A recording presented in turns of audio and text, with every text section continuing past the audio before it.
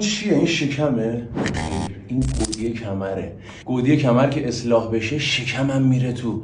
خیلیتون شکم ندارید، هر چقدر رژیم بگیری به نتیجه نمیرسی. اون گودی کمره. گودی کمر بیچارت میکنه.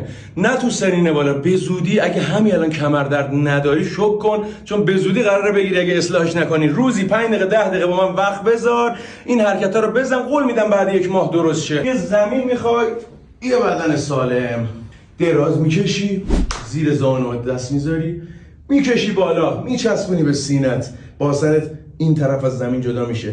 3 تا 20 ثانیه به این شکل نگه میداری برای هر پا. تموم که شد، جفا رو میدی بالا، میاری میچسبونی به سینه، باسن میره هوا. 3 تا 20 ثانیه هم اینجوری نگه میداری. حرکت بعدی این پا رو زمین به نوبت، بعدش اون پا رو میاری بالا، دستا رو زمین، میای بالا.